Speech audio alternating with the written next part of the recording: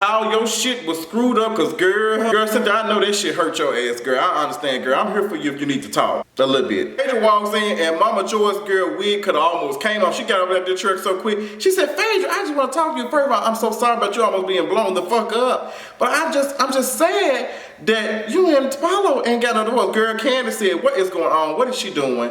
Kandi got up and said, Mama, don't do that. Mama, the way Kandi, she said, let's go eat. Let's go eat. Kandi was so damn fake with that shit. It was so damn funny. Oh, Kandi was so fake. Let's sit down. Momma Joyce said she was trying to get the tea. Momma Joyce is doing it. This is the best. I'm gonna tell you, Momma Joyce is really saving Kandi and Todd's storyline, because other than that, I don't give a damn about that damn restaurant. I love her child, and her baby daughter, Riley, but it's just a boring storyline. But this situation with Momma Joyce is quite everything to me. Everybody asking Phaedra how the bomb thing goes on. Phaedra just tells everybody that it was some bomb music instead of a bomb.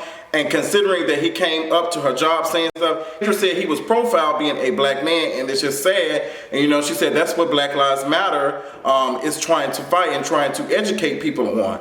And you know, Phaedra's doing a little bit of the groundwork. I like how she's, you know, interjecting Black Lives Matter in the conversation of prejudice and racism and all that type of stuff and discrimination. I'm appreciative of Phaedra doing that. It might not be 100% accurate or 100% real. She's cute at what she's doing.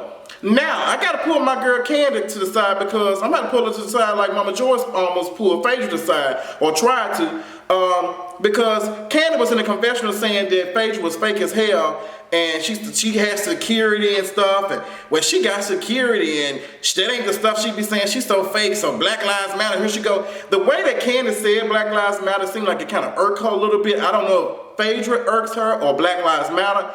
But Kandi, I'm starting to think, girl, there's a K in your name stand for coon, because that shit, you know, kind of bothered me how you said it.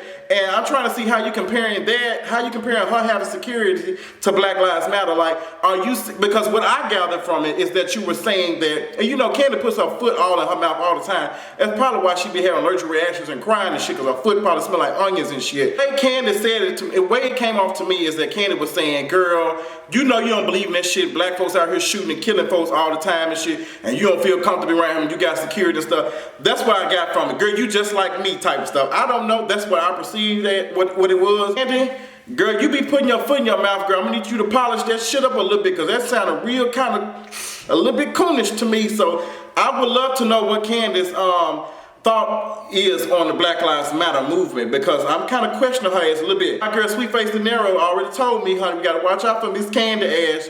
She's something else. Ray says she is not done being messy. She brings up, okay, Portia, did you have a conversation with Block about Riley? Girl, come to find out, Portia has dated Block a while back or whatever.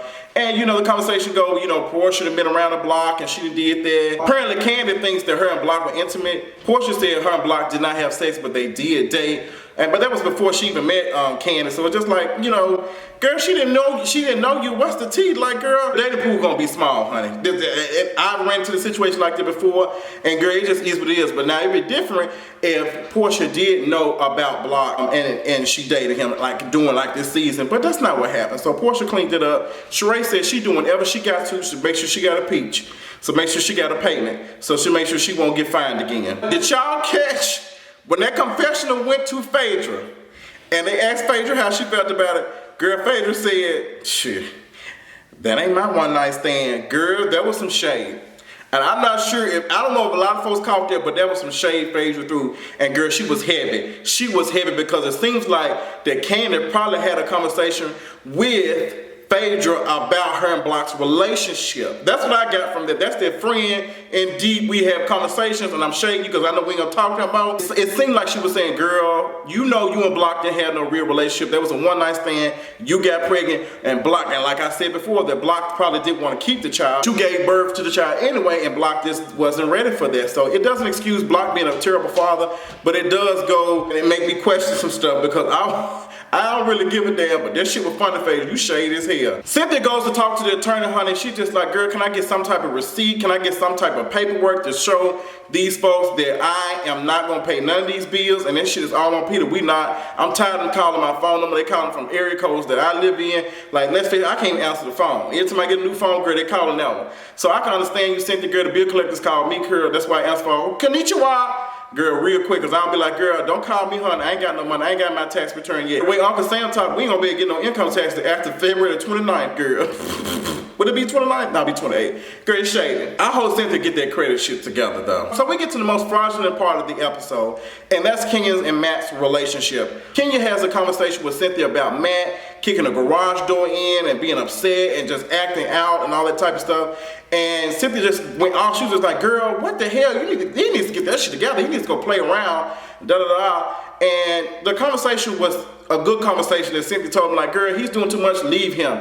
Kenya decides, girl, screw all that. I'm finna get all this shit on camera. She goes and talks to the producer. She started crying and stuff. The producer probably told her, girl, tell him to come over here. Tell him that we leaving. And Kenya proceeds to do that. She does that. She ambushed the shit out of Matt, had him come over there. It was a scheme that Todd set up to come to you with the bullshit. He set Matt's ass up. And when Matt pulled up, Matt asked, I thought they were leaving. He said on the phone conversation with Kenya, are the producers and stuff going to be gone? Are the camera crew going to be gone? He asked that question. I heard him. Kenya, you were wrong. Now I can understand if Kenya didn't feel safe talking to Matt, having a conversation with him without some people behind, but that situation makes no sense. If he said he didn't want to film, he wasn't interested in it, why did she do that? So Matt was caught in a hard place because he probably wanted to talk, and the cameras was rolling, so it just looked really, really bad. Now, Matt, your snapping turtle looking ass is crazy as hell. You need to get that shit together, because if you're sitting up here acting out, you think it's okay for you to kick shit and tear shit up when you upset, you need to go get that together. Your snapping turtle ass need to go get that shit together. That's not safe. But I do believe that Kenya is verbally abusive. I've told people that verbal abusive shit is real. Okay, the verbal abuse stuff is a real thing, and people don't understand that. And she probably has. She wants to use this stuff with Matt to have a storyline this season. I'm not surprised. So she doing it. And girl, I'm not falling for the shit at all. I'm not falling for Kenya at all, girl. Trying to talk to her ass. Kenya said, I would have you buried, all this type of shit. Girl, that shit made no sense at all to me. I don't know why Kenya says she don't feel safe around him, but keep inviting him to her spaces. Shit makes no sense. There's no way a man finna kick in some shit and invite him over. But like I told you all, Matt did say on his Instagram that a lot of stuff that Kenya does is manipulative. So girl, Kenya Moore, I'm just tired of hearing about her stories and her men dating and stuff. It's crazy, girl. It's just crazy. I want Bravo to do an interview with Walter. So I want to hear Walter in the confessional talk about Kenya ass, because this shit is crazy as hell. That whole scene made no sense. If I was Matt, I would have saw them cameras, I would have drove the fuck off. But Matt, that does not excuse you for, doing the shit that you're doing. Get out of that crazy. That girl owes you nothing. You owe her nothing. Just leave. Leave. If she's so crazy, leave. But you know what? Kenya and Matt, both bozo and crazy as hell, they both need therapists. Both of their powers combined needs to go see Captain Planet, because they need some help. That shit makes no sense. Ain't no way in hell somebody gonna talk to me. I'm staying in a relationship with them, and there's no way in hell somebody gonna be kicking my shit in. We still in a relationship, girl. Get out of y'all. Know I do not play that domestic assault, domestic violence situation in a relationship. That's how I lost my auntie a couple of years ago. That's something I'm very serious about. You should never stay in a relationship that you feel that you are not safe. That's verbally and that's physical and it's mental, because some folks can play with your minds.